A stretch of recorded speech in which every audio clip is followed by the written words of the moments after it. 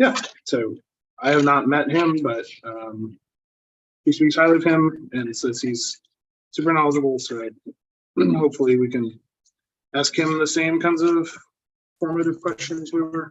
Yeah, so I have not met him, but talk to us about it.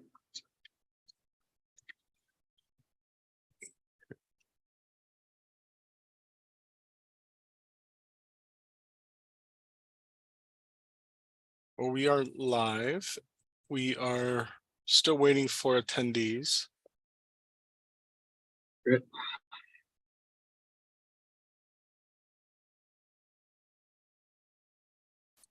I received an email from, I'll report on it as soon as everyone logs in. Hey, Krista. Welcome, Krista. How are you? How's everyone doing? Good, Doing thanks. well. Right. I just received an email from Eduardo that he will not be able to make today's meeting due to work obligations. That's unfortunate, especially given his background with The the type topic, of art, yeah. graffiti type art that we're going to be talking about. Oh, well. I have not heard back from Zach. He did accept the meeting. Oh, there he is. Not Zach, I'm sorry. Spencer, but he's right here. Great.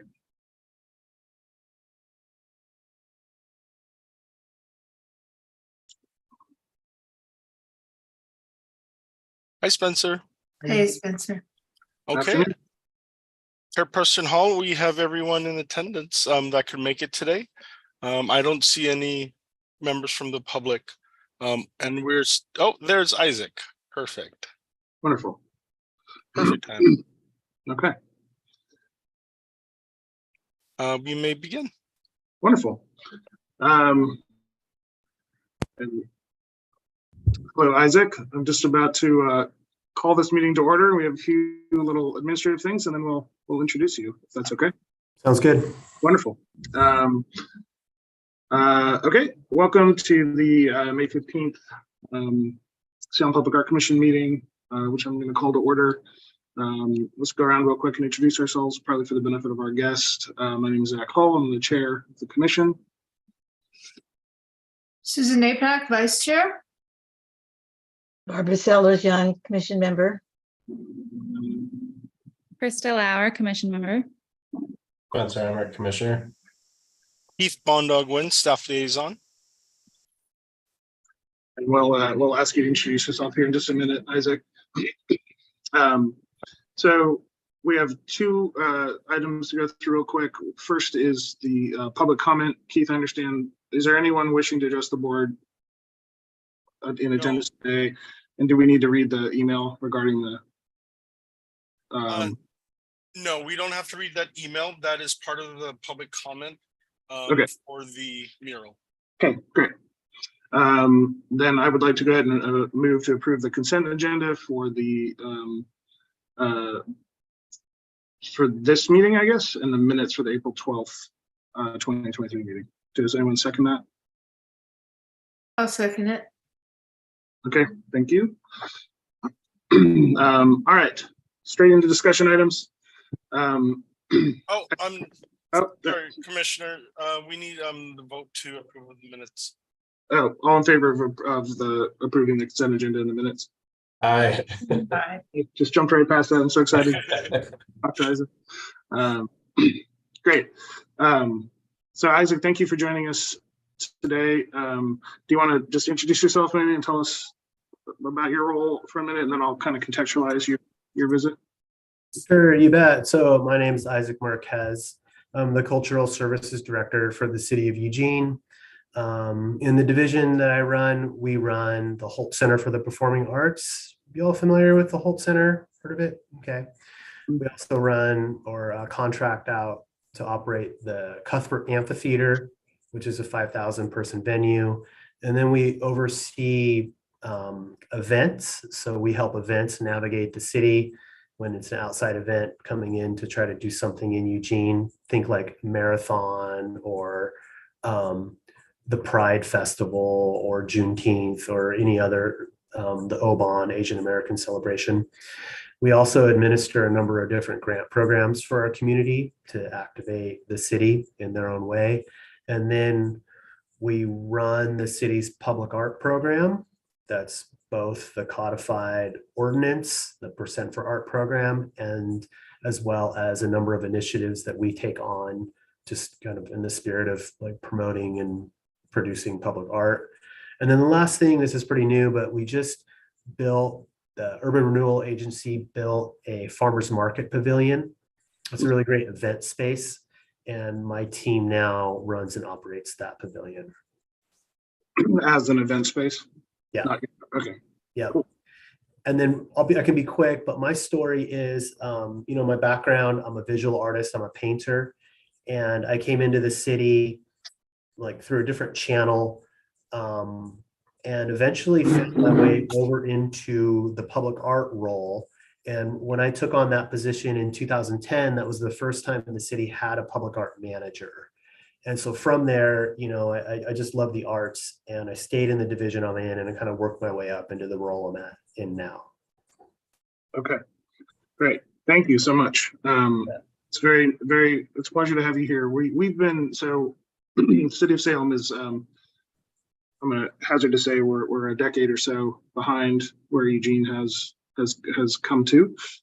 So we have the Salem Public Art Commission committee here, which is a volunteer organization with limited terms and an important but definite scope to manage the public art collection for the city of Salem. There are a whole variety of, as I'm sure there are in Eugene, a variety of nonprofits around the city operating to program spaces and bring arts, events and programming to the public.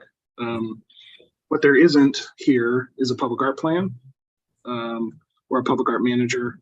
And as SPAC, as this organization, we get a lot of input from people about aspirational things they want to do with the arts and cool ideas, and could we provide leadership? And there's this kind of tension, between our scope and our mission, and then all of this energy. And so we've been talking sort of what kind of role do we have in helping to channel that energy, capture it, make it useful. And so I had spoke to Kate, who's a personal friend of mine. I know your colleague or your staff member maybe. And she gave me a little bit of background about how Eugene kind of went from the before 2010, I guess, when you said you were the first public manager for the city of Eugene to today. And I was interested in having some of that knowledge brought to this group just to kind of inform us a little bit about what that pathway looked like for Eugene, what your experience of that was, so that we can maybe take some of those lessons forward and talk to our own council about, the benefits, the ways of maybe learning from that experience and bringing some of that to Salem. So, yeah. So there's your stage. It's pretty broad. But. You bet. Do we have a chat function going as well? If there are things that come up that you want to get to, just like, let's use the chat to kind of like keep a couple conversations going at once. Okay. I'm immensely curious about, your interest as individuals, like what you're working on behalf of your city for public art. That comes from somewhere, right? And that's a pretty important piece of it. I think the story of public art in cities is often there's like champions that then pass a torch to new champions, and then new champions, and then it evolves through time. So your role is incredibly important for your community. So, yeah, how do you think the city, do you want to hear from us a little bit? Was that I do, yeah. I just kind of want to hear like where people coming from. Let's find out. Yeah. Who wants to start? Let's start in order of opposite seniority. Krista. Okay. Hi, Isaac. I was just recently appointed last month, so I am brand new to SPAC, but really excited to be here. I spent my undergraduate time in Salem. So I went to Willamette for undergrad and I studied art history and was really involved in the local community and in the arts. So I was working with the Hallie Ford Museum, was working at the Art Association, and was really involved and really enjoyed how active the community was. And then I moved to Denver to get my master's degree and spent the last 7 years there and worked at the Contemporary Art Museum, and was really focused on working with local and emerging artists and creating art that was really accessible to the general public, and moved back here at the end of September and have transitioned a little bit. So my family owns a winery here, so I'm working with them now on a day-to-day basis, but I'm still really passionate about the arts and about creating accessible content and working with local and emerging artists and giving them a platform. And especially coming from Denver, where there's a really active mural community. And I know that was going to be a pretty present issue and topic in Salem. It's something that I really wanted to be a part of. So yeah, really excited to be here and to help accomplish some of those goals. Yeah, thanks for sharing. Nice to meet you, Krista. I guess Barbara, you would be next. I guess so. Well, I have strong ties to Eugene since all my degrees are from the University of Oregon. So a bachelor's degree in social science, a master's degree in dance, and a PhD in theater.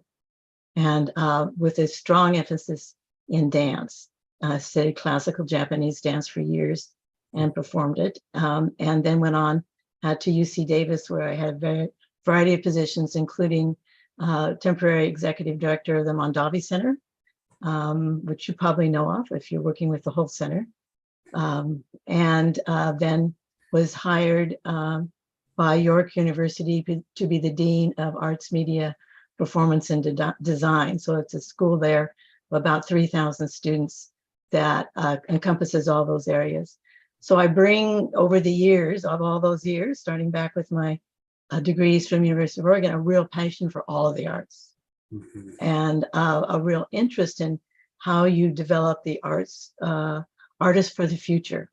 You know what, and now, of course, the arts in relationship to AI, and what does that mean? And how? And I just finished a book called "Artists Activating Sustainability: The Oregon Story," that looks at arts across the state by region. So it looks at the Columbia Gorge, it looks at Eastern Oregon, looks at Portland. It looks at Southern Oregon, it looks at the coast, and how different groups across the state and artists promote sustainability. Very good. Thank you. Nice to meet you, Barbara. Spencer, you actually may have been more senior than I realized, but that's okay. I know. Spencer Emmerich. Nice to meet you, Isaac. I was born and raised here, and growing up, I would always be a part of volunteering with the Salem Art Association, and the art fair was a big one growing up and kind of started my art path. I got my bachelor's in sculpture at Oregon State, and then went into getting my master's degree in architecture at the University of Oregon. Spent time in between that at Salem Art Association, and have just been hoping that Salem can build a stronger art community like the ones that I've seen around the state, because I know there's a lot of great artists in this city, and wanting to be present and known and a part of the community. Nice to meet you, Spencer. Susan, do you want to tell us a little bit about your? Sure. Hi, Isaac. I have lived in Salem only about 6 years, 6 or 7 years and I moved from the East Coast, from the New York, New Jersey area, and I'm a visual artist, always practiced visual art. I have a bachelor and a master's, and I've taught, but I've always been really active in the arts community wherever I have lived and worked. In New Jersey, I was part of trying to bring a monumental sculpture by Tony Smith to the town where I live, because he was from there, and it was a major effort, and I learned a lot about art, about municipalities and art, and how people feel about paying money for art and citing art. And we accomplished that. So it was really exciting. When I moved to Salem, when I learned that there was not one, but two public art entities here. There's the Art Commission, and then there's also the Oregon Artist Series Foundation, which is a nonprofit organization that also brings public art to specifically to the convention center. But they also stage art in the library, and they support local artists. I was kind of surprised, though, that there wasn't a cultural arts base in the city other than the Public Art Commission, and that the scope of the Public Art Commission is quite tight. We have a very narrow mission, and I love being on the commission. I haven't been on it very long and have been involved in some decisions, not too many yet, but I also am extremely involved in my neighborhood association. And we were instrumental in working with the city to form a street painting program, which is only a year old.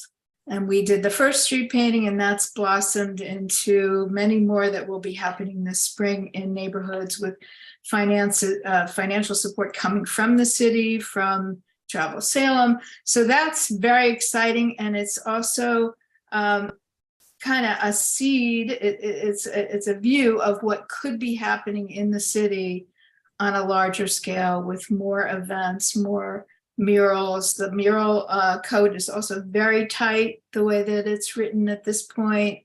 There are definite things that you can't do. And I think we're in, I feel like Salem's going through a lot of growing pains with the arts.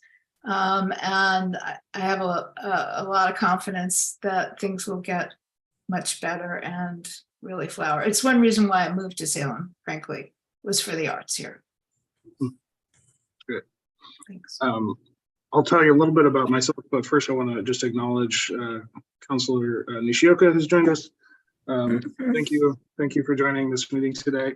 And just to give you a little bit of context, we're talking with Isaac Marquez, who's the Director of Cultural Services for the City of Eugene, and is giving us a little bit of his knowledge and background about how Eugene came to create a public art plan. Isaac, I'm from Salem. I grew up here. My father taught art history at Willamette for 40 years. I grew up in that environment. My mother's a visual artist. I'm a lawyer and a strategist, and I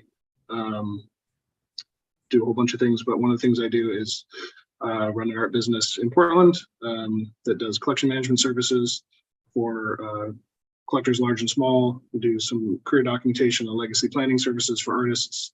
And we recently purchased Resale Art, which is a sales gallery in Portland as well. So we do a bunch of art related stuff in our family. And I was very interested in when I recently moved back to Salem, and having had this kind of experience, these different experiences, I wanted to serve the city and join this committee. And then kind of that preamble I gave you earlier, where we were immediately kind of, what can we do and how can we increase, visual art in Salem and arts funding and working with the code, and I think there was some strategic questions about how we could do that, and that kind of led me to talking with everyone I could think of, including Kate, who works also for the city of Eugene, and she said, well, we have a public art plan, and we have these funding, we're tied into these funding sources, and we have a staff member who kind of coordinates with nonprofits. And I thought, oh, well, that sounds exactly like kind of the things we were talking about, is how do we create a vision? Well, that would come out of the public art plan. And who's going to hold the institutional memory of this group? Well, that would be the staff person or the organization, right? So I'm particularly interested in seeing if Salem can initiate a version of that. And I'm interested in sort of what steps Eugene might have gone through to get where you are today. You bet. Thanks, Zach. Real quick question, Keith, your staff liaison, which department division are you in?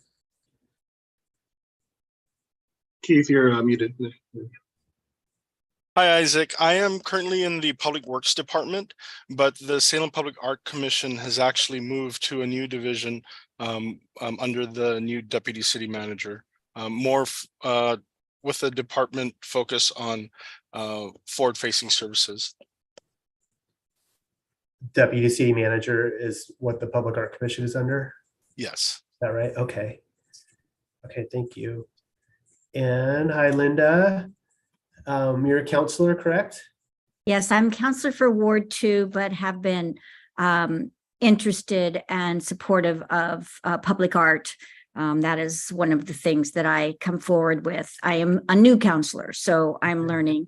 And I'm the one that did make a motion sometime back that I hope the staff are working on and will be bringing back to us soon, about a mural was done and the current codes did not permit any murals on three-dimensional surfaces, and a specific mural had some silos in front of it. And so that changed the whole vision of it. And so I moved that forward. And my hope was that that would be a beginning of trying to look at some of the policies and potentially opening up some possibilities. And so I wanted to join this meeting to hear what you had to say. So I'm very grateful to be here. Great, nice to meet you. Thank you. I see Shelley's on the call, and Shelley's a project manager. Is that right? Hi, Shelley. Hi, everyone. I'm sorry. Keith knows that I'm just here. I'm with the Urban Development Department for the City of Salem. Hey. And we're doing streetscape, and I'm on point as the project manager for that. And of course, art is an extremely important part of those public spaces meeting their potential. So I had asked Keith if it was okay for me to just kind of sit in and listen to, as Commissioner Nishioka said, to some of the ideas that you have, and just be here as a resource. Great. And urban development, is that under the Urban Renewal Agency? That is correct. Okay, great. And so are you staff to the city? I am staff to the city. Okay. And is the agency a separate organization or could conjoin with? Are you talking legally, or are you just Yeah, talking, legally. we have an urban renewal agency, but members of the council, of course, are members of that agency, but council ultimately make the decisions. And we have a downtown advisory board of persons such as here on SPAC. Okay, that's helpful to me. Thank you. Is there an economic development division in Salem? Do we know? Urban development is part of the economic development team too. We have, and so when we talk about downtown revitalization, it's part of the economic development. And we have 7 URAs in the city focused on economic development, and art, of course, is one of those things that play a part in it. Okay, thank you so much. And, you know, we go through these Zoom calls and just never get a chance to connect. So I think the time is worth it. It's really clear that you have a very deep well of individuals who are quite passionate about their city. It's really an honor to meet all of you. I'm floored at the depth of experience on this commission here. I've got a few thoughts, and the first one is, Zach, to your point, do we need to make a plan and kind of like codify all this? And I feel like that depends on the nature of the city of Salem. If the city of Salem is like a plan-oriented kind of organization where like when they receive a strategic plan, then they are able to prioritize it through the budget process and through their staffing models with support of council or not, then a plan might make sense. There's another way to go about it too, and that could be just get going and sort of push in every kind of place you can. I think Linda's motion, I don't know how to say your last name, Linda, counselor. It's pronounced Nishioka, like tapioca. Counselor Nishioka's motion definitely sends a signal that, hey, there's some things we need to look at. I really hesitate when we in civil service try to over codify things, especially around the arts, because we can easily create rules, policies, and procedures with the intention of supporting like more art, but the opposite effect happens where art becomes more constrained in a city. It's my personal preference. I think you could talk to a dozen different public art managers and find different opinions, but my personal preference is to support a city who can breathe, like support life and the artists in the city so that they can get out and do good work, fund them, create project management support, create the loosest parameters you can around what they're producing. So that typically is safety and hate speech. It's got to be safe, no hate speech, right? And then beyond that, like give the artists room to roam and funding to do the work. With a plan, the benefit is stability, the benefit is funding, the benefit is it creates written commitments. The other benefit is engagement. You can engage, representatives of your community, maybe marginalized communities who haven't been part of a conversation before. This is a perfect spot for them to engage. You can engage leadership from council through the city manager to the executives on down. And so that in theory, that engagement creates buy-in, right? And so there's just like two different kind of contrasting ideas, I think, for your group here to think about. So part of, and this is just my experience so far with the commission, is that we got a little bit of pushback, I guess, early on from the city attorneys saying, you guys need to live in your box here. And the Salem Public Art Commission's role is to manage the collection, not to sort of advocate outside of that lane. And that was some of that initial feedback that made me think maybe there was a need for some more formalization around, okay, if not us, that's fine. I can hear that and accept that. But then how does the city have that conversation around, I really hear you around funding and not wanting to create constraint when you're trying to actually create opportunity. On the other hand, how does the city create a focal point to attract and administer the kind of grant funding or programming that you have access to? Okay, you bet. We don't have that focal point right now. It's kind of this dispersed nonprofits generating collections from private business and the city, so it's sort of a pastiche, I guess. You bet. Okay. The city attorney's job is to protect the city. Totally. They're like working through that lens of protection. Yeah. And I'm not faulting them. I'm just, I hear you. And that's the trouble is, every public art committee member I've ever met is signed up because they want to get involved, get their hands dirty, and help create the kind of city they want to live in or have a business in or raise a family in. And then very quickly you run into rules and regulations that draw very strict boundaries around this. I think this commission's willingness to be introspective and look into itself and its roles could be a good reason to open up a plan, right? Who are we? Why are we here? We hit this kind of barrier before. All of you as individuals clearly stated why you're here. The people that come after you are going to have similar interests. Mm-hmm. And so doing that work now to look at the role of this commission may be well placed in time.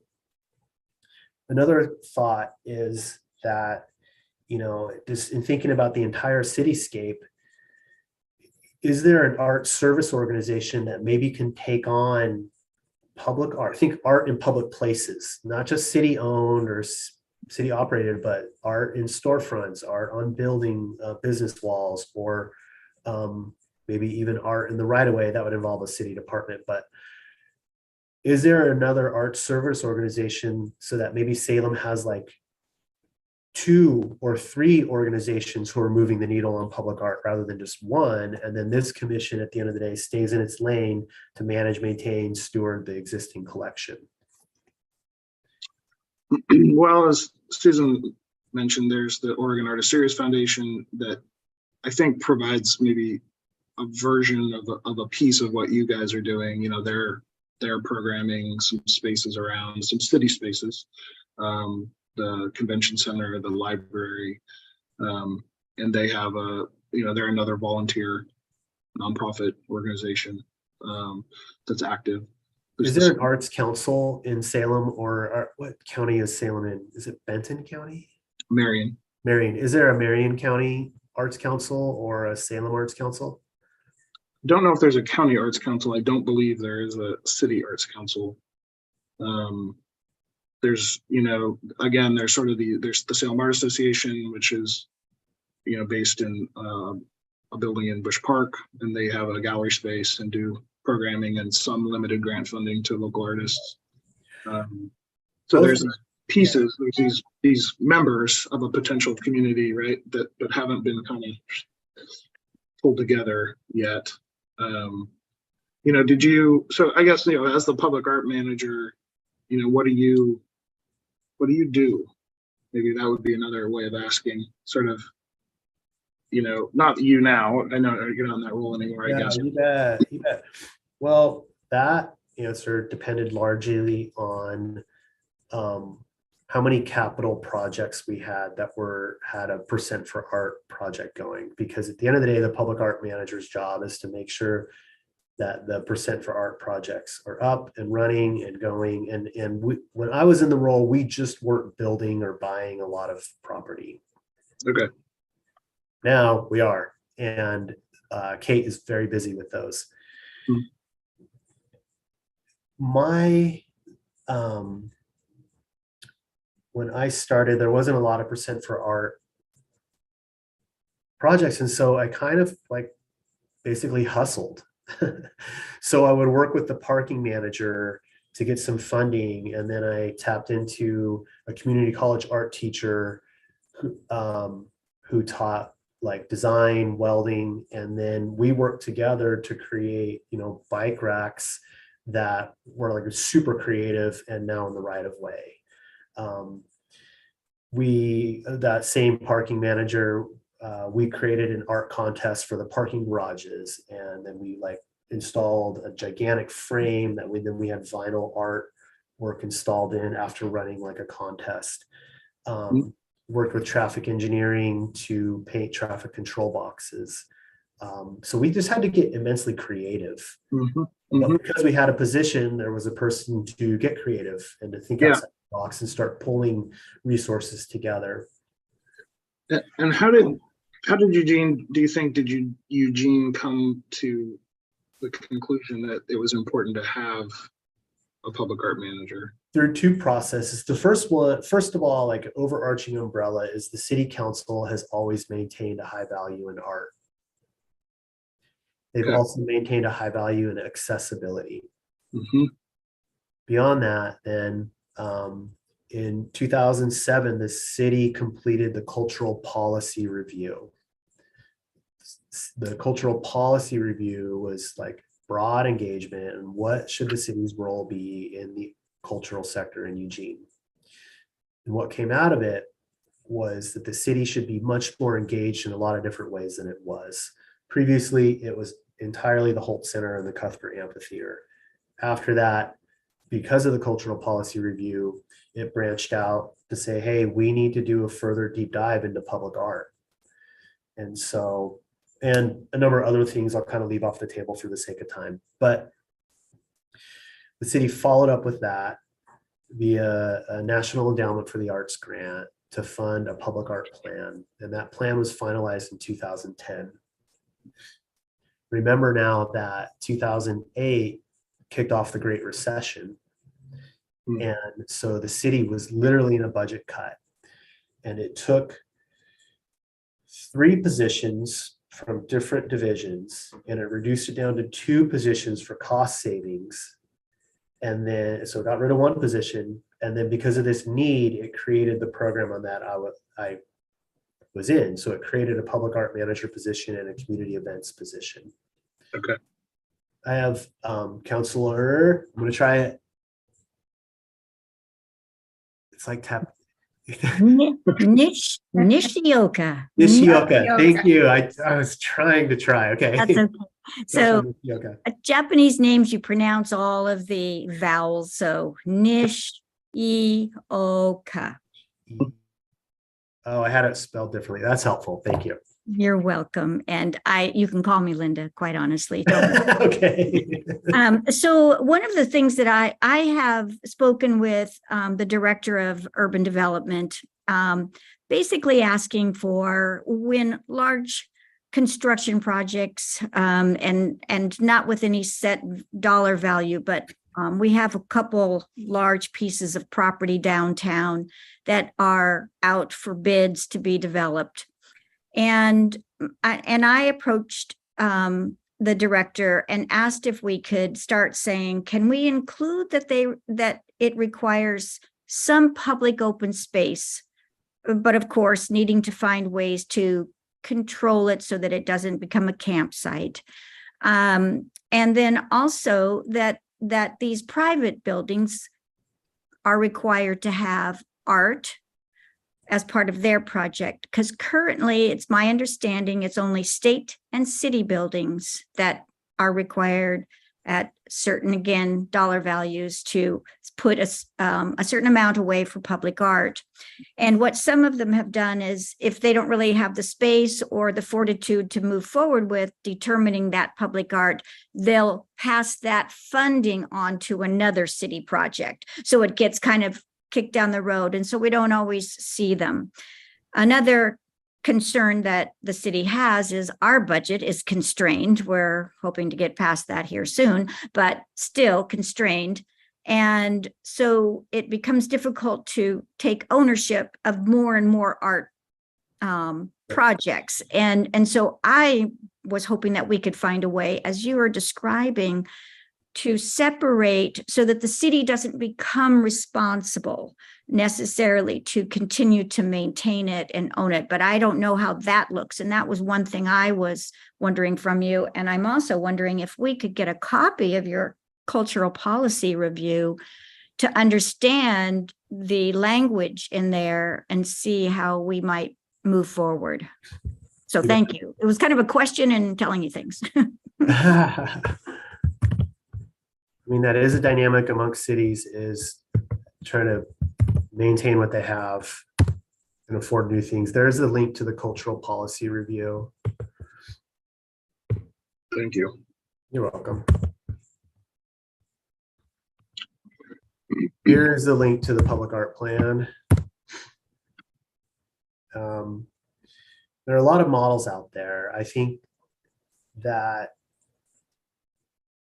Portland, struggled with this a long time ago. And so they eventually pulled their resources.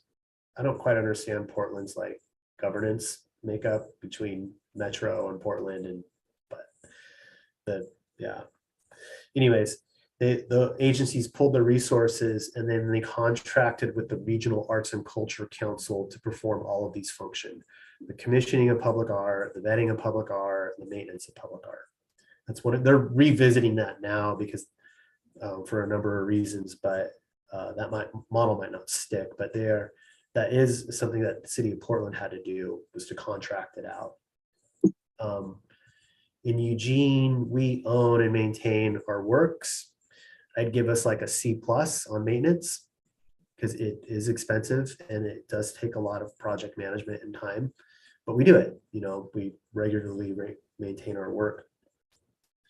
The resource that is probably most logical for Salem to afford this work is transient lodging tax. Transient lodging tax.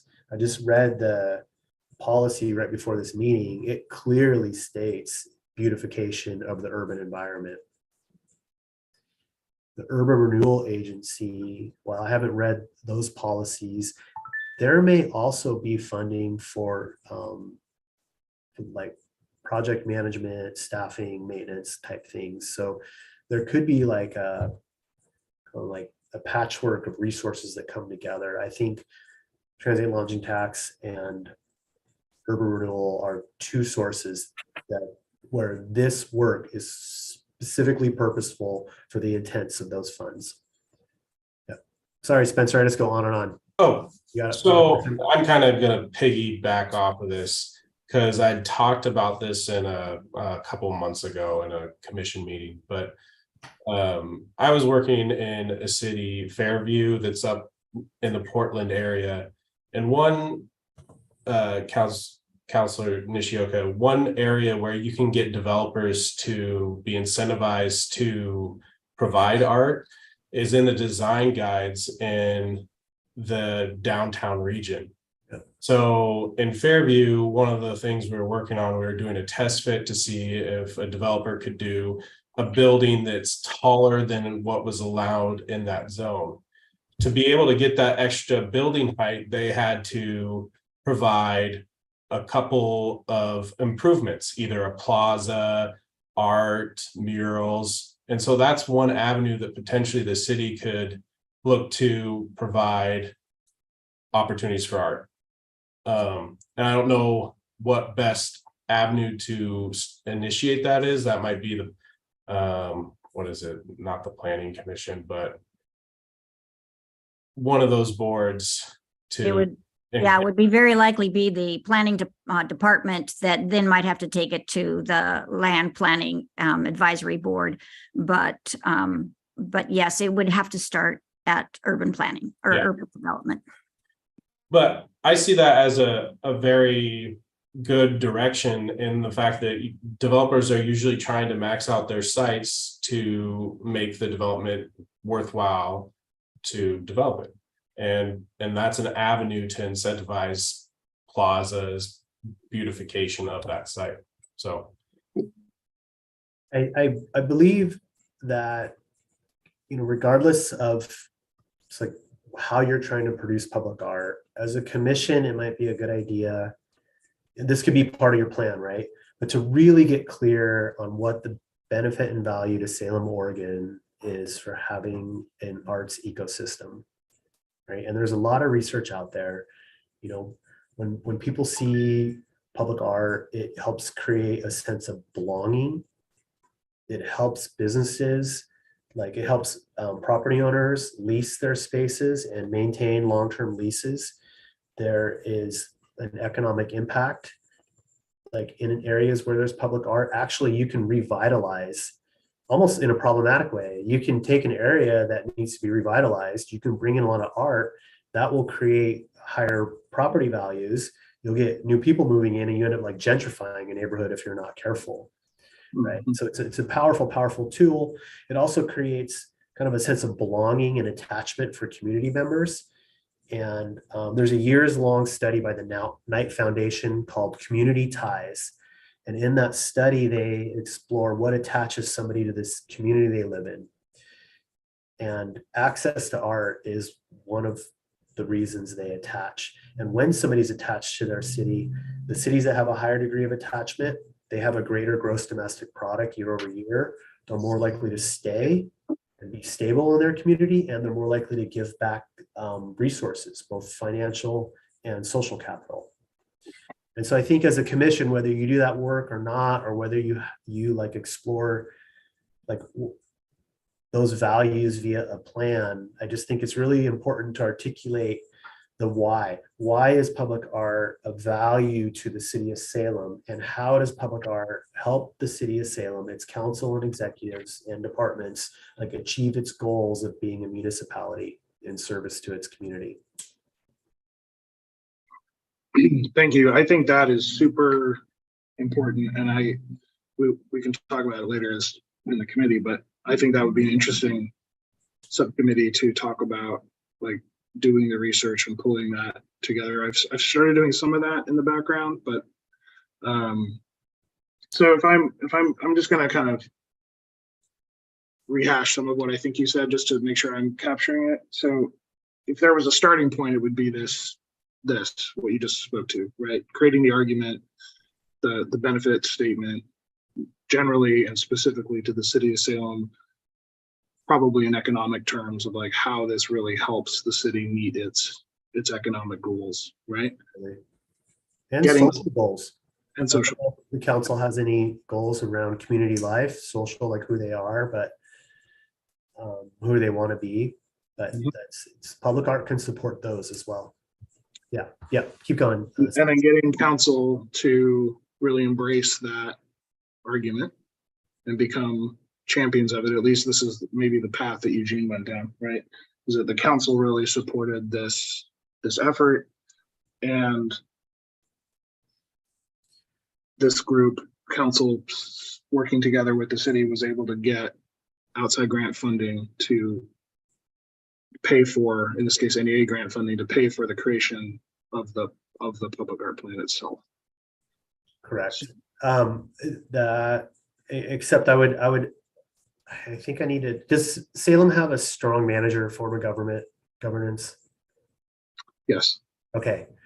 So ideally, council makes policy and then directs the city manager to administer it, right? That separation in this case is pretty important.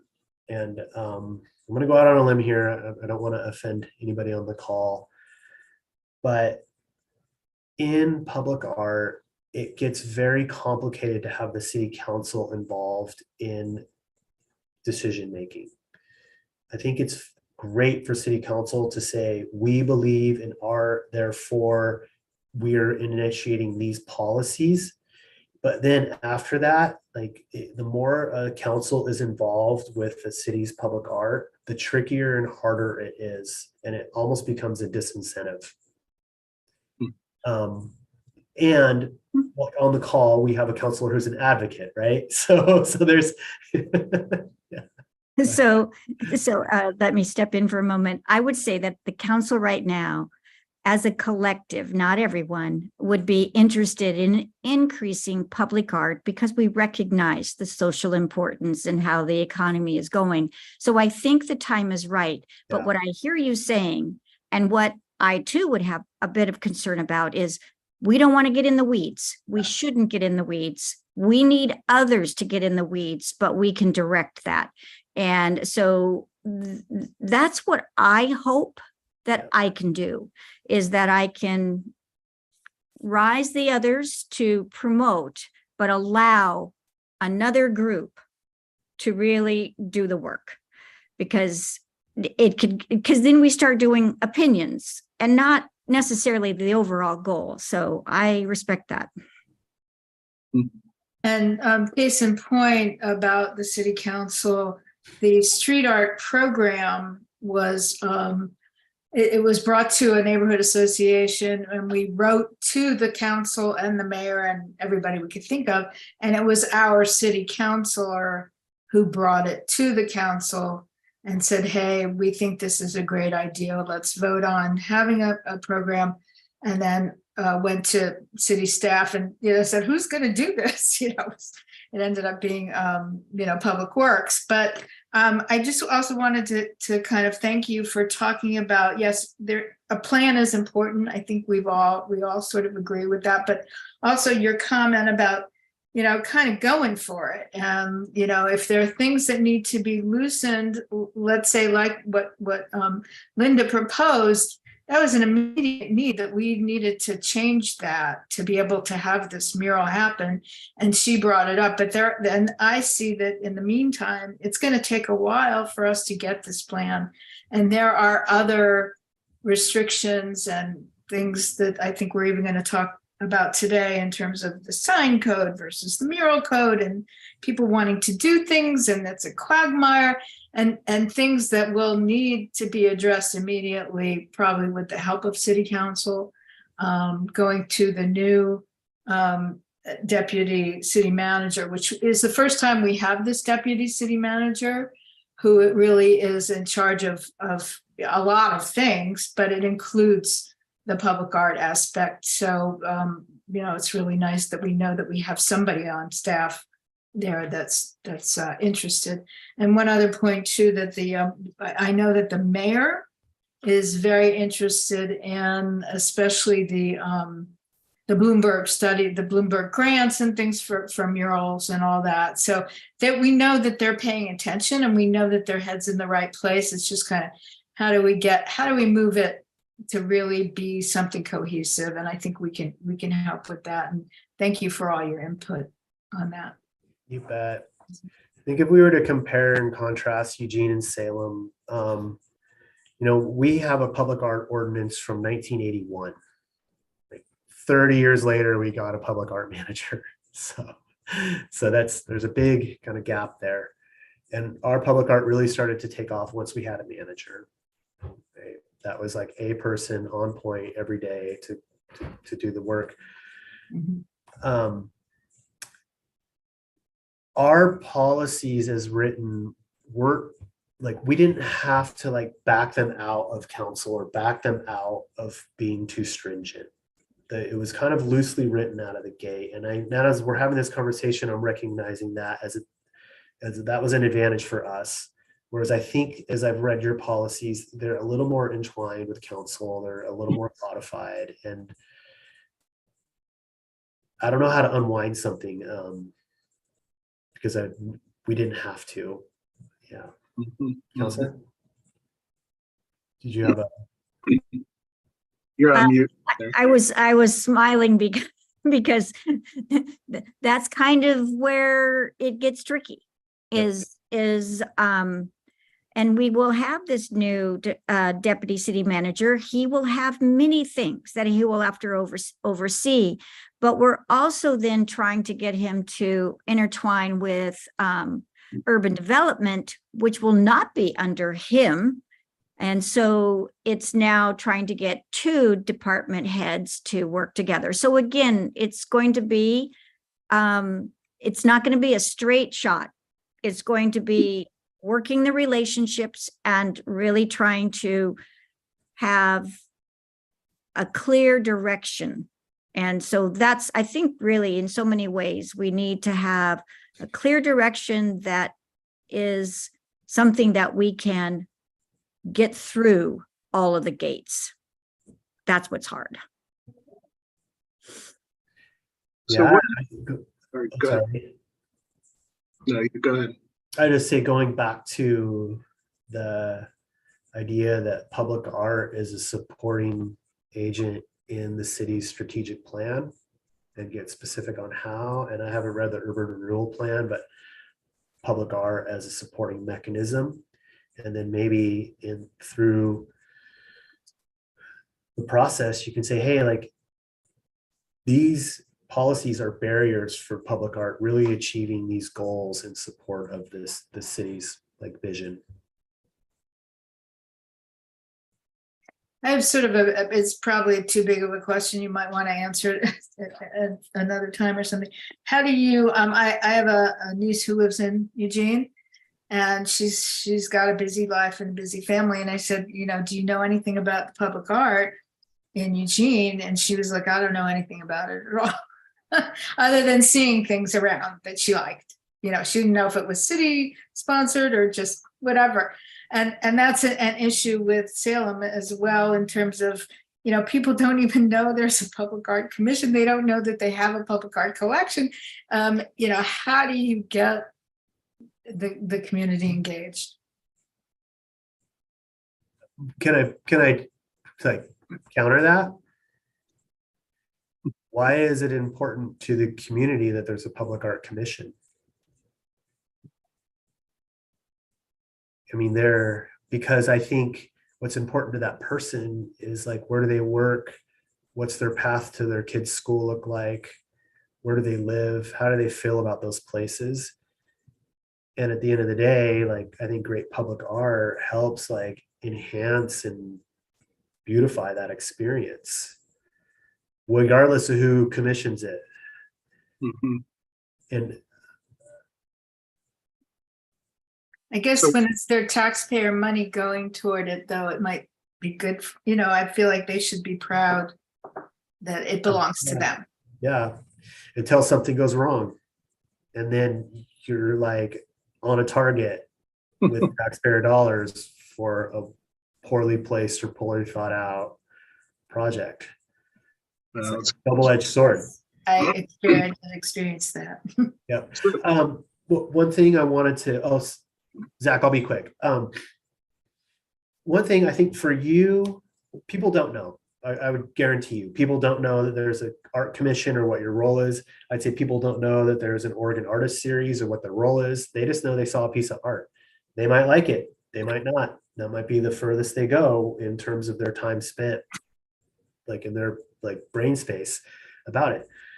What I would say is whether it's the commission or the Oregon Artist Series or the Urban Renewal Agency, whoever is commissioning work absolutely has to commission the best possible work. You have to do diligence with your artists. You have to make sure the work is accessible and gettable. And at the end of the day, what happens is that these good projects will be your advocacy. It's hard to argue with something that's beautiful. Like create work where like nobody can say like, I don't get it, or create work that I just think is so compelling that people understand clearly without words what an addition it is and a positive thing it is for the city. And that's hard to do, but it's important.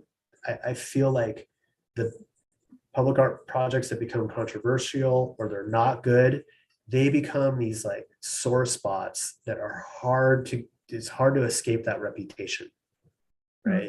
It's really hard to kind of get out of that because it becomes so touchy so quick.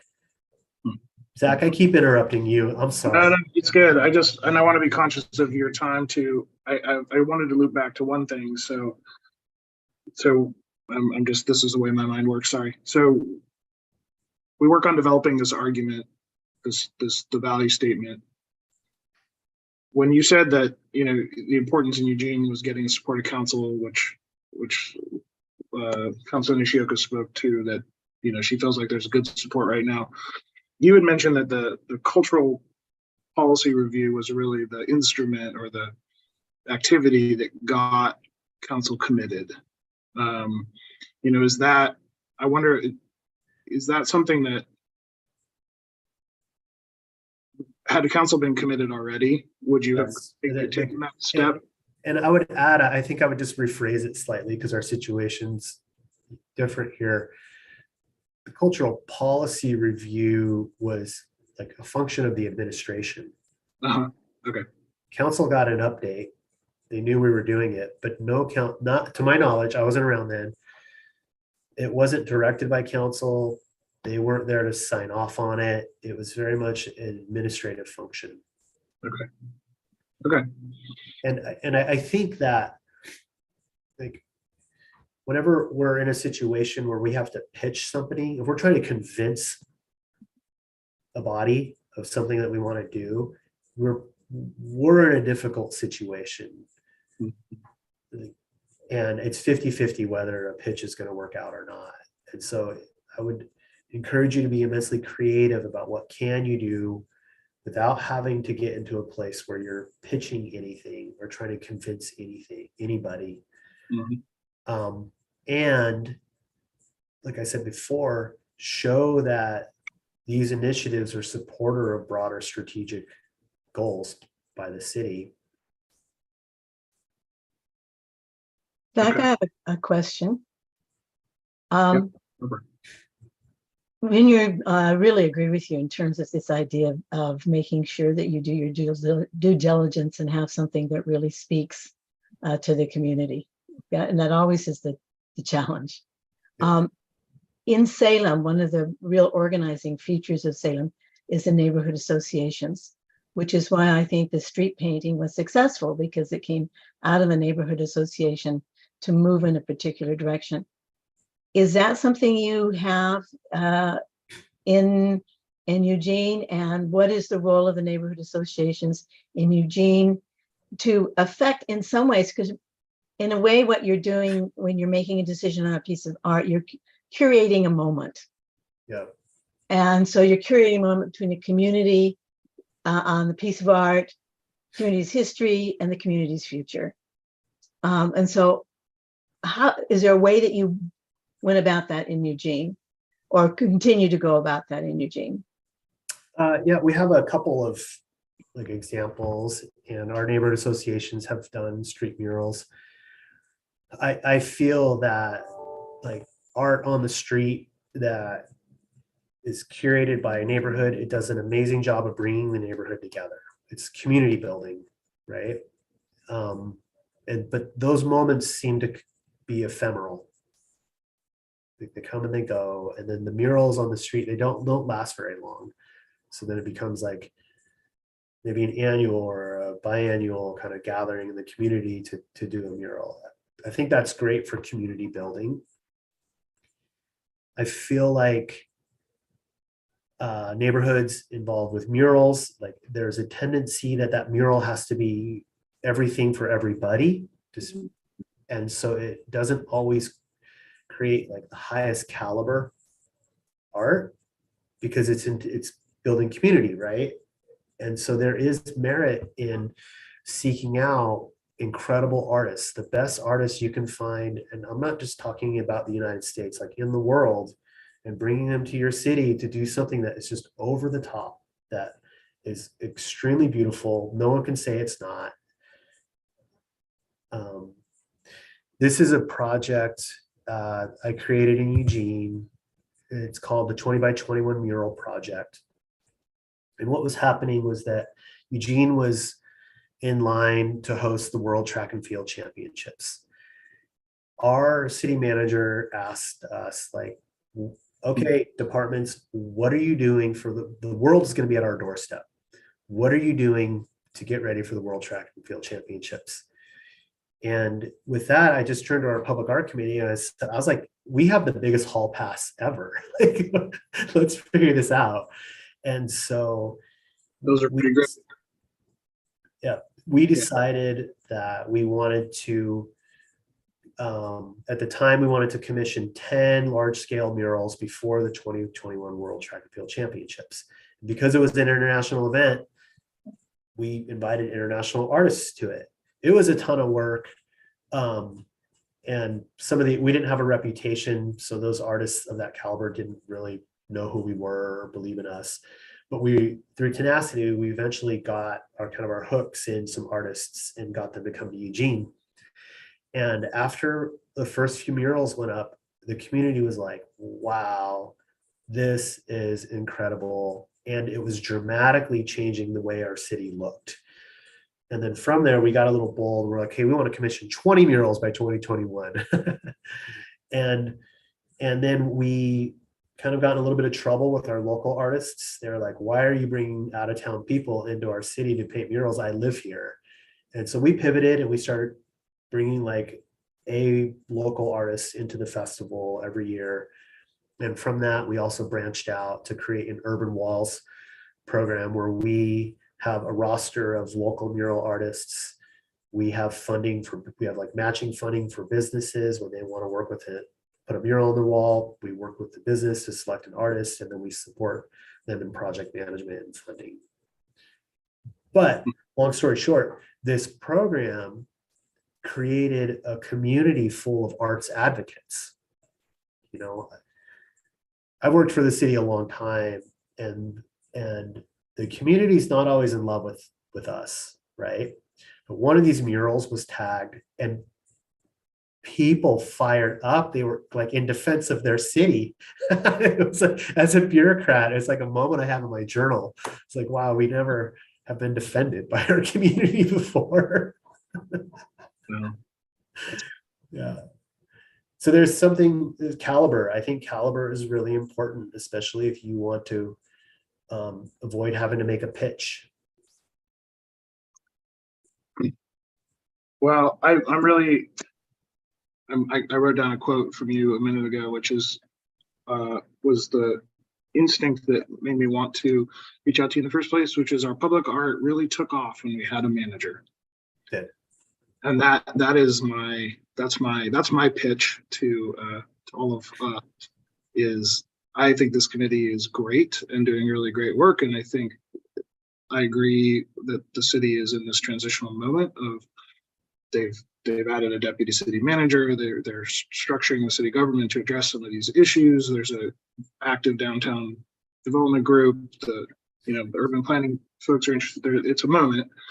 Can we kind of capture that and try to walk through these steps of creating the rationale and the argument that's clear and coherent, getting council on board, finding some external funding to do a grant, to get a grant to write the plan, and then that last piece which was your first piece, I think, which was how does the city come together and find funding for this person, this transient tax, the partnerships across the two new deputies. Yeah, I don't know, that's outside of mine, but I feel like the picture is starting to emerge, and the idea that the city would actively commission artwork is pretty exciting.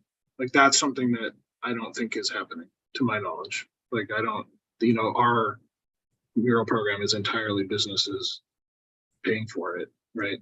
I don't think there's even a concept right now that the city would commission artwork. And that would be super exciting if that could start to happen. Well, it's been an hour. I feel like we should probably let you go because we've talked a lot. Are there other questions for Isaac? Concerns, ideas that we want to talk about before? And you're welcome to stay on, Isaac. I don't want to take up your whole day here. Oh, we're good. Okay. Happy to help with anything. Thank you, Isaac. It's been real. Isaac, would you be willing to share your email in case I would like to reach out to you and maybe get a little bit more clarity on some of how I can blend the city in with this? Yes, let me. Thank you. That now. Great. Thank you very much. I'm capturing all of these links in the chat too, so I can make sure we've write them all down. Hey, and just to be clear, after we had a public art plan, the plan stated that we needed, for a city of our size, we needed between 2 and 3 staff people for public art. Okay. It's taken another decade for us to actually kind of find the resources to have that many folks working. And they're buried, they're pretty underwater. And so it's not a small thing. But again, having one person with a budget and resources for contractors, I think would help a lot if the policies support their work. Wonderful. Yeah. Well, thank you very much, Isaac. You're welcome. It's nice to meet you all. Thank you for being advocates for Oregon's cultural sector and caring about your city. Yeah, thank you so much for coming. Really appreciate it. Okay, take care. Thanks. Bye. Well, that was great. So in the interest of getting us out of here before evening time, why don't we move on to the next discussion item, which is goals for Salem. Is that kind of the follow-on, Keith, of that? I guess to try to capture some of that into takeaways, I heard some pretty clear things, which started with make sure get your argument written down about why public art is valuable and how it'll drive Salem's goals forward, both economically and socially. So I would say that's something that being bullish and moving forward with the committee, I would say the committee could take that on as a starting point, maybe to try to write that down. Maybe as a subcommittee. Do folks have thoughts about that? Would you like us to do like we did with the questions, each put down a set of thoughts and send them Yeah. to Keith? That'd be great. And I think we can, try to codify some of that, and then maybe Linda, we could provide it, to you as an aid to, and we can, however we want to work to workshop that until it's something that helps you create consensus or support commitment. Sounds good.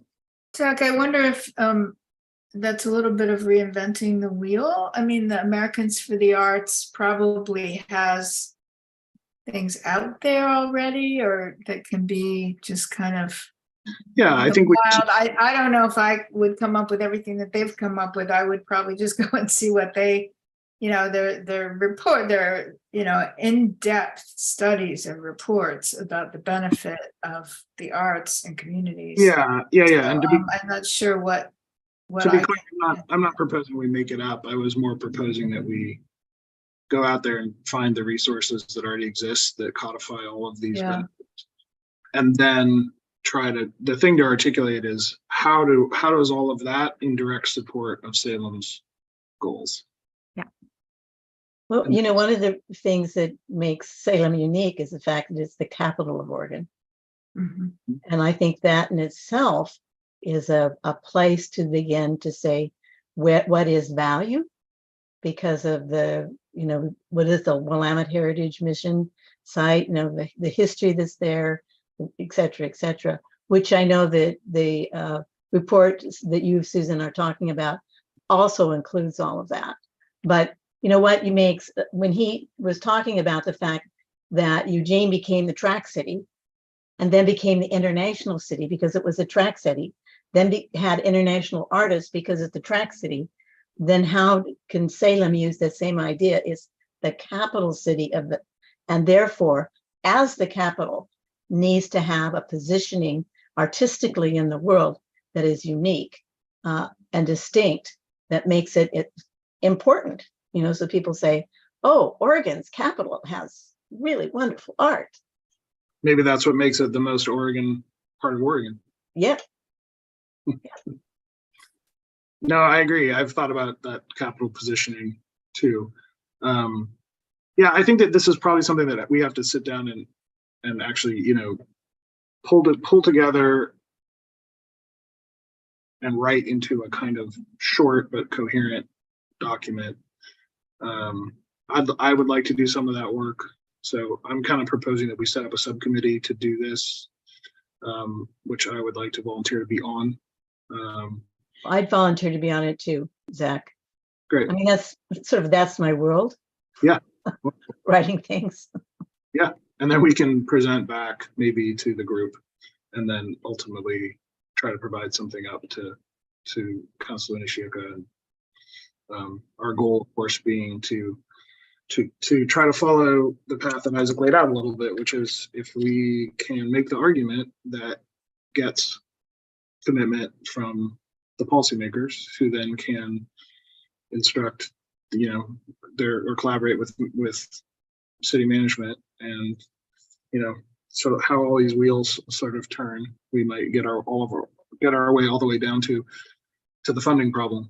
But at least that would be, that may be something that plays out over years, as we heard in Isaac's case. That's fine, right? At least we've started this ball rolling, and then the next group of people that come in have something that is really there to push forward. So, do we have to vote to create a subcommittee, or can I just? Last time we did. All right. Well, I'm going to move to create that subcommittee to draft this argument, this value statement. Anyone? Do you still want us to put down any of our thoughts? Sure. I think that would be nice. Yeah. Just in case there's anything that we're not thinking about. Yeah, please send that to Keith, and maybe Keith can share it, and then we'll. So do I have? I guess I'm proposing that we create a subcommittee to do that. Is there a second on that? I'll second it. Okay, all in favor of a subcommittee for, Hi. Aye. thank you, wonderful. Do you want to talk more about that, or should we move on to our updates? We can move on. Okay, status of proposed code language. Code change. Yes, I am excited to report that it is moving forward. I sent all of the commissioners an email with information from our city recorder. Let me just reread it. If council doesn't request or make a motion for a public hearing at the May 22nd meeting, which is next Monday, the ordinance second reading will occur at the June 12th meeting. Commission members and other interested individuals that want to provide real-time comments at the May 22nd meeting can do so in the following manner, which is log in remotely or attend in person. But anyone can submit written comments for the May 22nd meeting to this city recorder, and the email address is provided. So that's I pretty, do we need to do that like right now? That's pretty soon, right? Yes, it's next Monday. So you can, as individuals, say write in to the city recorder and to say that you support it, or as a commission, as a whole commission, that you support it. Is that correct, Councillor? I believe that they can do it as a collective group and individually. So you could do both. And I was just looking at the agenda. I just got it. And then I was actually just reading it. So Yeah, perfect. I did not know it was on, and now I do. So I would encourage any support. Oftentimes first readings are just read. I will know if anybody pulls it, or I believe I will know by Friday, possibly, but I don't foresee that. But again, I'm only one of the 8. So I think it'll probably just go through its first reading. And if there's letters of support, more likely. And I will be in attendance physically at the meeting, just in case there are any questions, but the likelihood will not be. But if they receive a lot of positive comments, then there shouldn't be any issues with it. I spoke with the legal department, and the reason why there isn't a mandatory public hearing is because it didn't need to go through like a department or like a land use planning issue. It's mainly an administrative change. I'd like to make a motion that the Public Art Commission as a whole recommend that the code changes are accepted, and that, and that we fully support that. I second that. Keith, is there a mechanism to like send a resolution or a letter or something to support this? I think a letter with your names on it.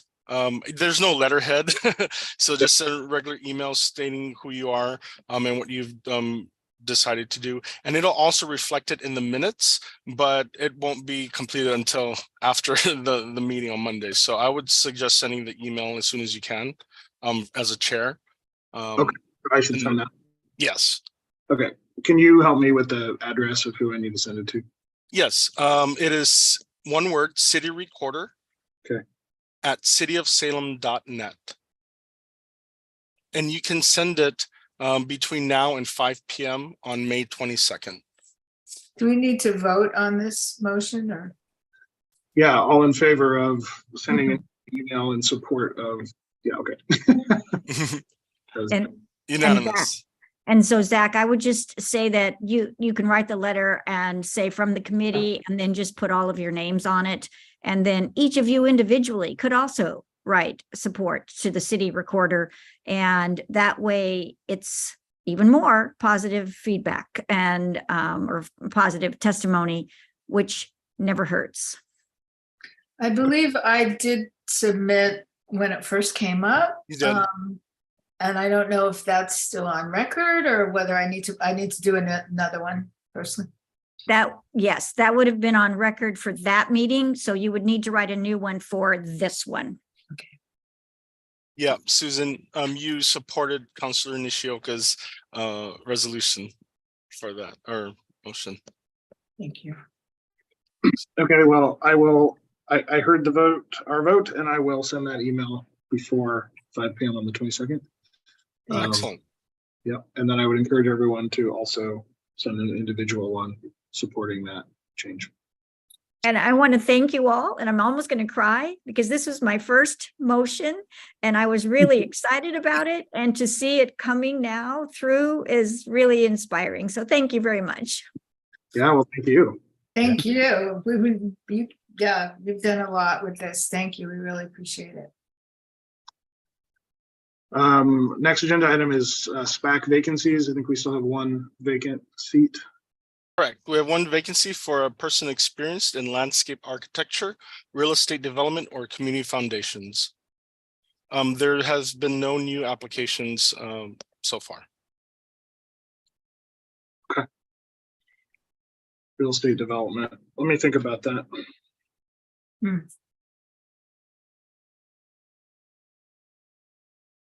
Okay. All right. Public Works building progress. Yes, Alan Dannon sent me a project update. I will just read that for everyone. Brad Rood, who is creating the bronze sculpture for the exterior entry plaza, will be visiting the site next week to continue planning for his installation. Current projections are to install the sculpture in August. Claire Burbridge has developed the design for the interior custom wallpaper in the lobby and sent it off for production. Installation is planned for late August. Ms. Burbridge has also continued to work on the 2 interior watercolors that will be installed near the entrance to public meeting room. They will be ready to hang when we move into the building later this fall. That is a complete update. Yep. Great. And as that date approaches, will you remind us if there's opportunities for us to attend any kind of Ribbon event? cutting. Yes, we'll do. Okay, wonderful. Okay, moving to subcommittee reports, public art questionnaire. I forget who has that one. I think we had sort of tabled that, Okay. until we heard more from Eugene and also maybe our goals and, Okay. Thanks for the reminder. Art collection maintenance, the repair of the drummer and rooster. Spencer and I are that subcommittee, I think, and we met with Lee. We had a good meeting. He sort of educated us about the value of trying to find a permanent spot for that thing and thinking that way and thinking about a future permanent installation, even if we weren't able to do a permanent installation right now. And there was, and you can jump in here, Spencer, but I think there was some kind of cost effectiveness around building a common base now so that it could be, that was robust enough to be moved around, but so that it could then be placed maybe in the new redone Peace Plaza. Yeah. Am I capturing? Yeah, and I think he was thinking of potentially some sort of pedestal for it when it was permanently installed, just to have that extra safety, not as approachable, but still not like massive pedestal, but something that would be durable and safe. And so I think I haven't pulled it up in front of me, but I think we came to the conclusion that we were recommending the more robust version of his contract proposal, which I think was around $10,000. Is that? And so that's where we came down. So I don't know if the next step now is to go ahead and vote on that and authorizing that repair. But I'll go ahead and do that. Do we need to pull that up and look at it again? Do people want to see that contract again, or are people comfortable with that I recommendation? think it was with the reflective one. The one option was with sort of a reflective surface on the and 2 pieces rather than 1, if I remember correctly. Yeah, And I think those were the, as I I remember. can't remember which was which, but. Yeah, I'm trying to bring it up. Yeah, do you have that handy, Keith? Sorry, I should have. Yeah, 1 second. I pulled everything else up on my computer, but I didn't pull it. Okay. Yeah, I'm on then. Yeah, because I don't see why the repair couldn't be done before the siding. I mean, is that, it may as well Yeah. go forward? Is that what we're saying? Well, and I think That's what- part of the discussion is that it's been at the conference center, and so the question is, if we make it one large pedestal, I mean, I guess sheet of metal, the people moving it aren't going to be able to move it, and then they'll be using the sculpture as a point of leverage. And I think that was a big discussion of how we make that safe with whoever's going to be moving it. And durable for the future. So is that what you remember, Zach? Is that he was also thinking of how that connection point would be attached to a future permanent? Yeah, and he, I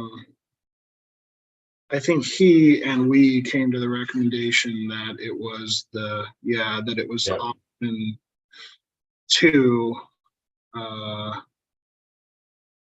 No. Can you see my screen? Was option 1.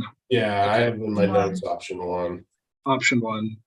Yeah, the sandblasted with a stainless steel finish, which would create this kind of, light reflective, water-like kind of base.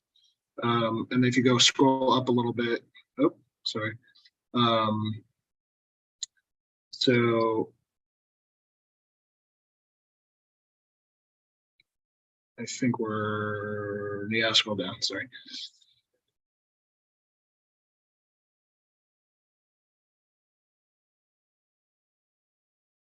He proposes both pieces of the drummer and the roost to be repaired as needed and rebased on the separate but matching bases, which would allow them to be shown in relation to each other as intended, but provide some flexibility for the city to move or relocate as needed. This rebasing would allow these sculptures greater longevity and durability when being moved, which given the small point of contact, which is what Spencer was just speaking to. And then he suggests the finishes. The black would be clean, lower cost. However, stainless steel would subtly reference the reflective pool in which the sculptures existed while providing a highly durable and maintenance-free base. So that ended up being our recommendation, was to go with the reflective, the stainless base in 2 pieces so that it can be moved. I think what he spoke to was that he would attach them to the bases in a way that allowed them to be fixed to a permanent base when that was, and he was imagining a poured concrete, base that these things would eventually get mounted to. I think it's been about 4 weeks now, I guess, since we had that meeting. But that was, so we're basically recommending that we move forward with his proposal with that finish. So Also, aesthetically, if we went with the black, depending on where it would be sited, black against almost any surface, any color, is going to create this contrast of these big black things at the base. Yeah. So I think the reflective finish, will be more camouflaged a bit on another surface, so they won't be such an obvious addition to the piece. Yep. So I'm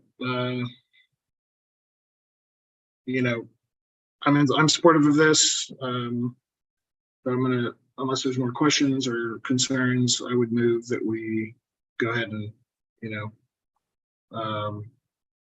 activate this contract with him. So does anyone want to second that? Spencer, all in favor? All right, great, thank you. Get that one fixed up. Perfect. Social media and outreach. Krista.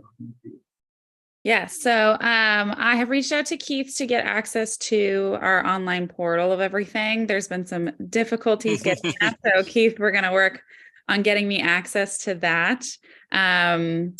So that was put on hold these last few weeks, but we are actively moving towards some solution. And once I do have access to that, I will start filtering through all the info we have and making a game plan on where to go from there. I did just also want to add that Keith had created a sticker with the barcode that takes you to the city map of the artworks and the city collection to go on the brochures. And I picked up a whole slew of those brochures and the stickers, and I had them at our general neighborhood association meeting and also at the open studios at the mill, and a lot of them did get taken. I still have a lot of them, and I do think that along with our outreach, whether we do the survey or not, that I do think that we should. It's one thing I disagree with Isaac about is I think it's important to reach out to the community and let them know about the public art because they do seem interested. So I'd like to at some point follow up on going to the neighborhood association meetings and doing a presentation for them.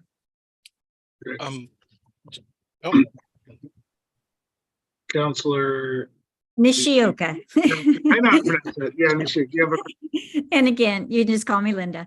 I was just going to add to Susan's comment. I know some time ago, there were groups, and I'm not sure if they were from Travel Salem or if they were actually just individuals that gave tours to people that signed up of the public art. And I took it a couple times, and I would encourage that maybe work with Travel Salem and see. I've encouraged Travel Salem to try to bring back their walking tours for visitors.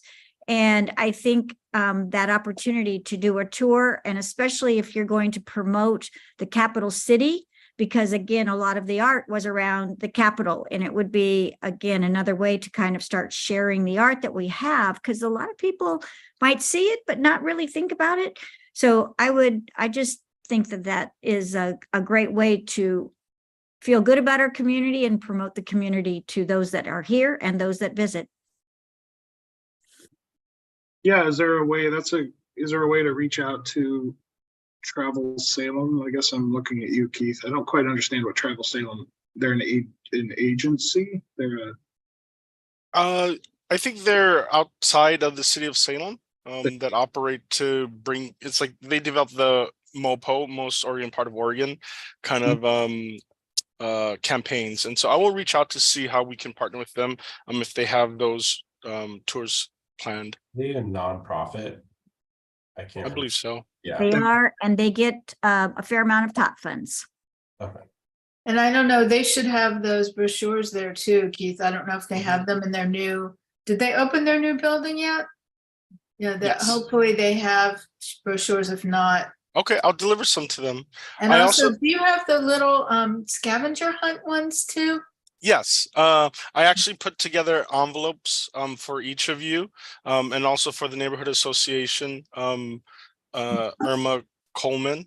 So she has all of that to distribute as well. So if you're interested, let me know and I'll drop it down in the city manager's office on the second floor, and you can stop by and pick them up. There's also little buttons from the Waldo Parkade. I didn't even know, so I just threw a whole bunch in there for you all. great. Awesome. Okay. Moving to new business, public mural application for Dave's Hot Chicken. Okay. So let me give you the rundown. I encouraged the parking or the sign code department who permitted the sign for Dave's Hot Chicken to review with the applicant, the possibilities of them, following the sign code and giving them, the parameters. But the applicant chose not to continue with that and decided to submit their application for the mural. And I did my due diligence and posted the the public notice for hearing of, which is going to be at next SPAC meeting. I received one comment so far. That's the one I forwarded to you all. And as I stated, I have my own personal feelings about that, and the whole process of learning.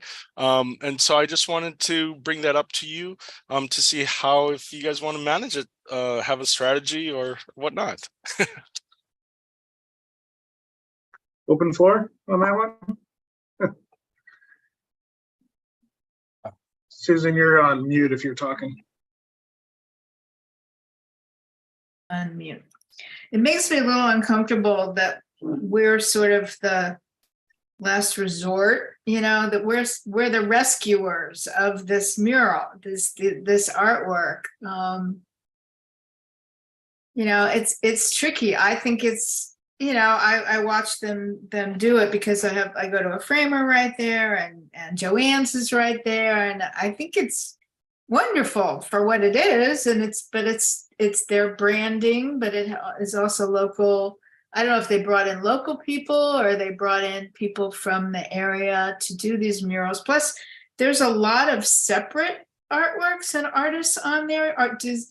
Do we have to accept like each part of it into the collection, or is it an installation and we accept all of it? There's a lot of question marks about it. I kind of go both ways. So I'd like to hear what other people have to say about it. I'm with you. I think the hard part is, like, again, going back to that it's a part of the branding. And I know they did a significant financial investment into this, which, yeah. Spencer, I just learned actually that even though they have it's part of their brand, some stores do not have it plastered with some of them are just hole in the wall kind of deals. And so this was an option in some sense, but also there's buildings like that in Portland area, but some don't have. So I wouldn't say it's so maybe part of the branding. It's like within their style guide to hire local artists. Cover the thing with. Yeah. It's a. Yeah. And I think this is the growing pains that we were talking about earlier in this meeting.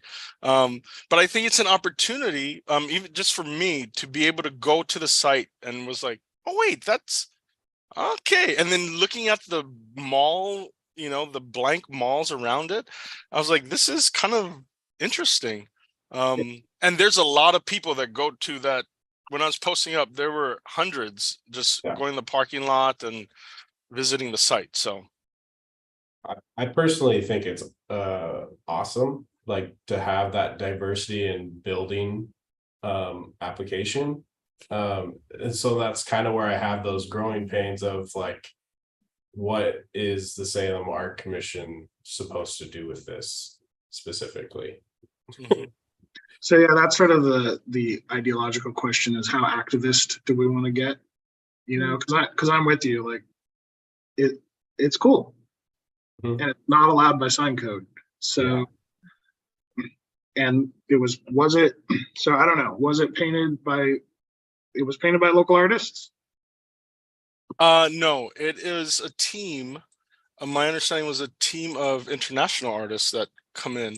It's in the application process itself, and that part of the application I will be posting 7 days prior to the actual public hearing. But that'll show what it is. But let me provide you the information in the application so you all know ahead of time who actually painted it. It makes me think of that building in Portland on the east side. When you come over, I can't remember which bridge, but they have all those. The facade of it is mostly focused on artwork that's repetitive on that. It's a Burnside Bridge, when you're coming to the east side from downtown. Yeah, it's a very interesting application of art on a building, and we don't really have that here. So I don't know. I really struggle with this. Yeah, so I mean, if we want to go through the application, international artists collaborating on a building canvas with art that is uniquely inspired by the region to evoke character and a fun ambience. The artists, art, and them collaborate to complete multiple one-of-a-kind art pieces. The art brings color and intrigue to the neighborhood, blending realism, abstract, and modern dynamic fashion. So I don't have the details posted because this is what is part of the your packet for the public hearing. But So- it's yeah, go ahead. So, I mean, I guess I feel like at the first couple of meetings that I joined, we were retroactively approving a kind of graffiti artist mural on a business that the business had commissioned because they had a big blank wall and they wanted to do something cool on it. And there was some consternation about that. But then we met with that artist and we talked to him, and he was an artist and had an artistic background and had done work, and everyone kind of was like, okay.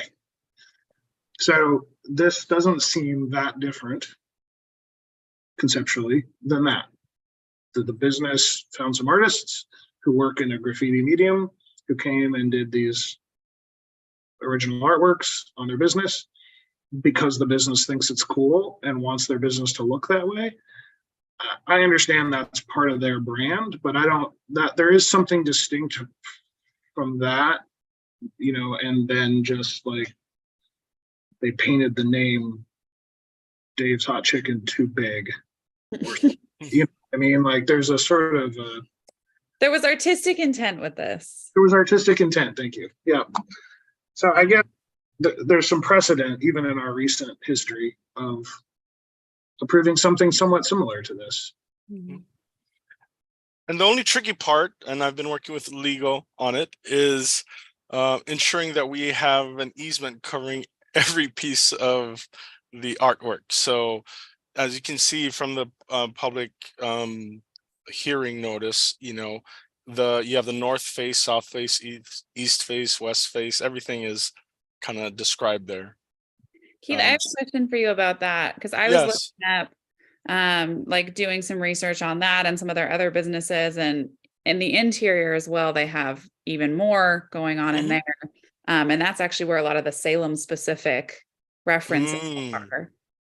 Is any of that included in this decision that we make, or that is all completely separate? That is not even part of sign code or Okay. mural code because it's within the private business. And they're okay. Yeah, what we're really looking for me is there access? Can people see it? So I went to the site, drove by, walked, on each side. And so the only part that really you would have to walk up would be the part on the west facing wall, which is under the covered patio. But if you drive in the parking lot, you will definitely see that part of the building. I guess I'm inclined to support it.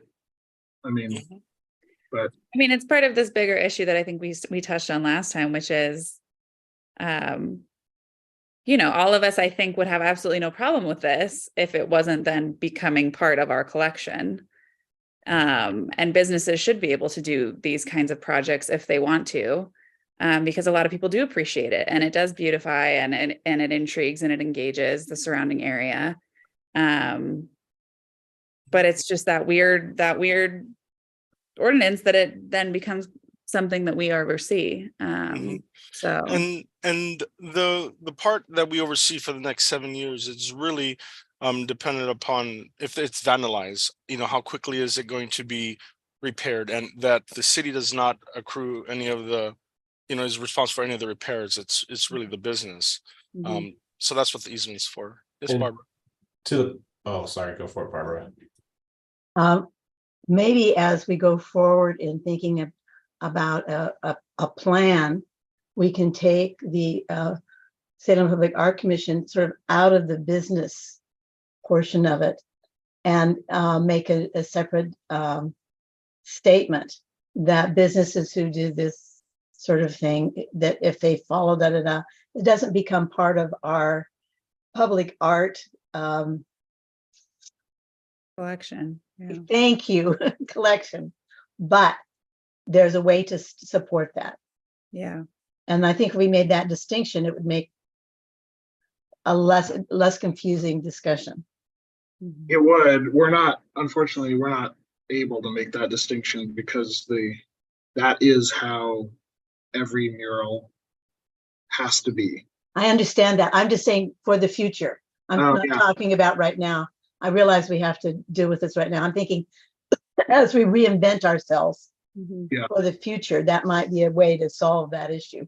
It's that walking back that Isaac was talking about. That's a little difficult. I have a question though. After the 7 years of maintenance, because this is, just to be devil's advocate, because this is a business that it's the whole building is the business, it's just not one wall. I mean, what if Dave's Hot Chicken goes out of business? And that is, Does the whole building become the art commissions, all the art on there become our responsibility to maintain forever? that is, oh, go ahead. But it's not our responsibility to maintain. Oh, and I mean, it's theirs, and they've signed this. 7 years. It's only 7 years though. Yeah. Yeah, but if there's rules in it that they have to return the building to its original. Well, I guess there's no original because it was done after. It was built. Yeah. It was. We would have to, that's one of the things I need to talk with my department director about, whether or not we have to change the language about tenancy.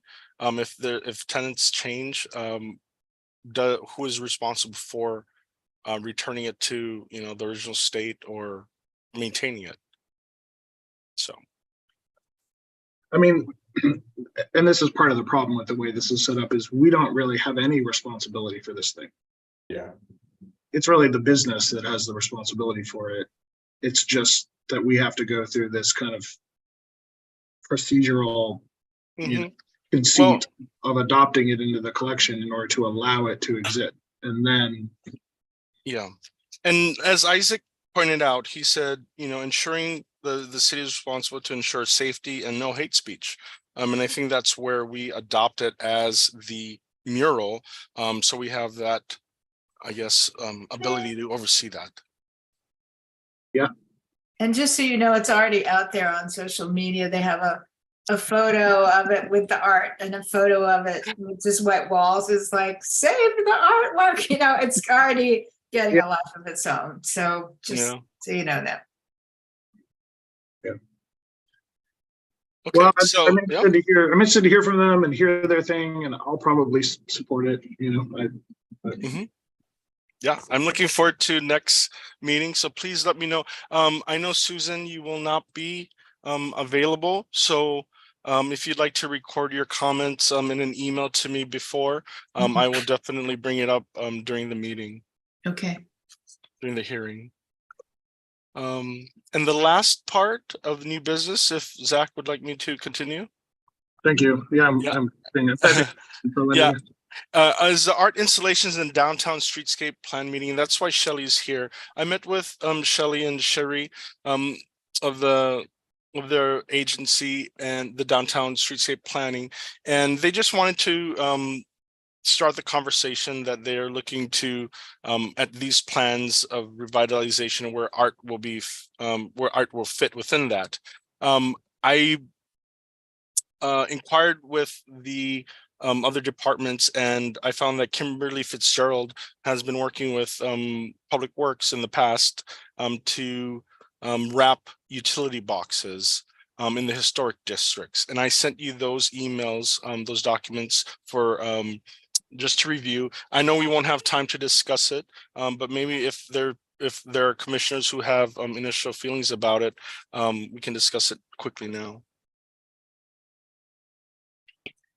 I was just happily surprised to see that it included original art.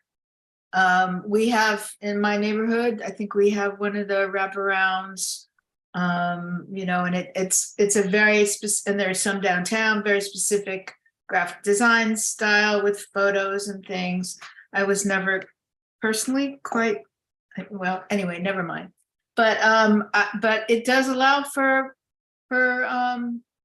original art. So that was something that we had discussed earlier, that it would be a great idea. So I'm glad that door is open. I saw that too. What is that? Just so I'm just from a installation standpoint, how do you do that? Or do you make the wrap? Is that the original art, or are you putting art? Vinyl, I believe it's a vinyl that they, So you would Yeah.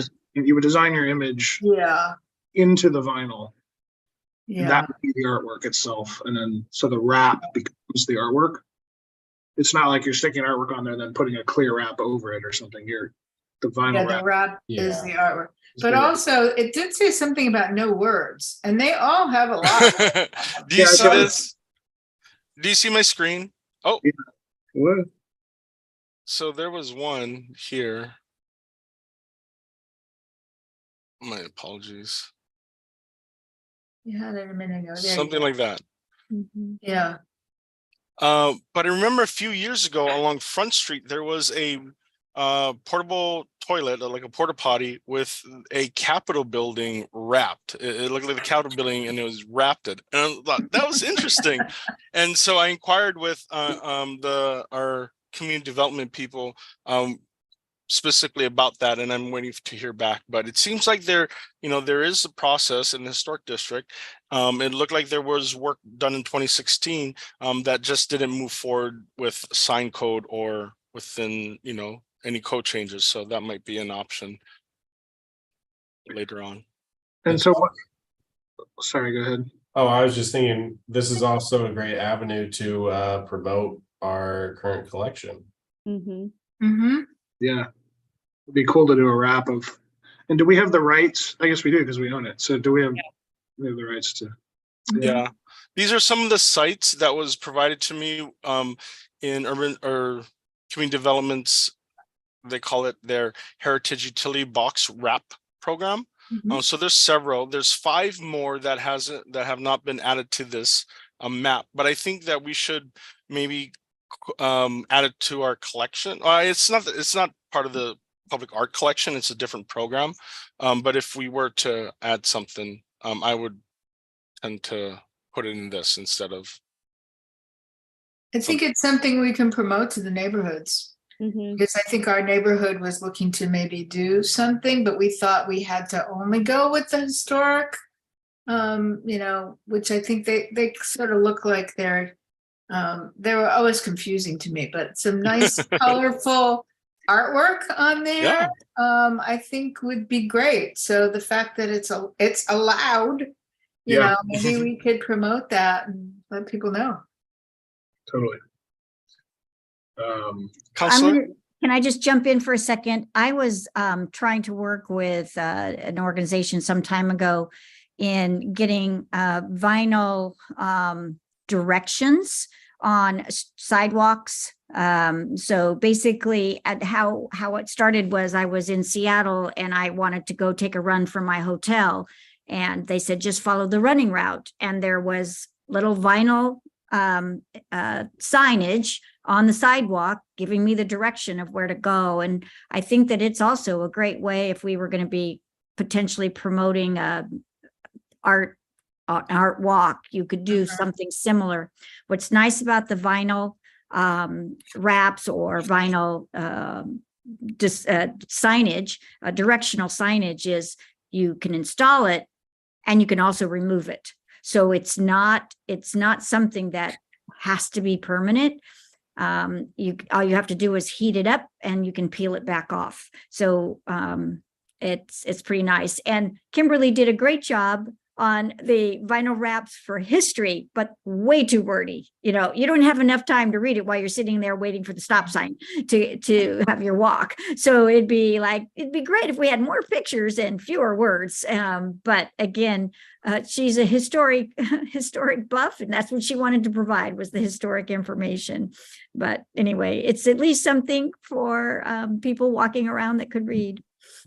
Well, I think too, it'd be great. One thing Isaac was talking about was like bring in the big name artists and people that people will know.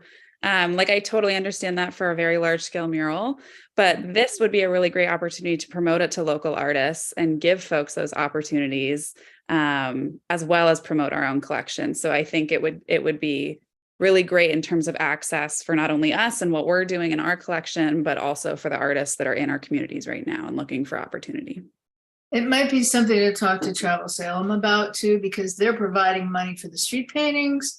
I think if, if we can get local artists, because I don't know how much they cost. They're not, all they're the- not too bad. I mean. Yeah, 300 to 600. so maybe Travel Salem can, offset some of that. I don't know if the city has any money to put into that at this point, but I know that I was encouraged that I guess some of the neighborhood services money is also going toward the street painting. So, maybe if that could also be workable, something about neighborhoods, I don't know. I'm going to have to leave. So Yeah. I'm going to say goodbye. Thank you so much. Thank you so much for coming. Yeah. I and what appreciate you're all the doing. work that you're doing. So thank you very much. You too. Thank you for Thank coming. you. Okay. So action items. I have one, which is writing an email to city recorder before the 22nd, which I'll do tomorrow or Friday. Please CC me. CC. Yeah. And some goal ideas, I guess, for. I won't CC the rest of you because then we'll inadvertently create a quorum and start. That's right. And then I'll figure out, maybe Barbara will start our subcommittee sometime in the next little bit here and try to start drafting something up for Linda. Other action items that I missed. Okay. Other comments? This was kind of a long one, guys. Marathon Yeah. meeting. I just wanted to let people know that I have a show up now, an installation at Salem Art Association. It's about memory, and it's about us collecting a lot of stuff, ephemera and artifacts from our lives, and what do we do with that? And my being an artist, I've transformed some of that. And I also have memories that are attached to some of the things that I've gone through and transformed, and you can listen to them with a little QR code on your phone, and you can listen to me talk about the memory associated to the works on view. It's up until June 4th, sorry. And there's I'm doing a little talk on Saturday at 4:30 at Salem Art Association to explain it a little more. Thanks. Fantastic. Thanks, Susan. Okay. Okay. Well, if there are no further comments, I think we are adjourned. Great meeting. Thank Thank you. Good meeting. Okay. We got a lot. Okay. Bye. All right. Take care. Bye, Bye-bye. everyone. Thanks.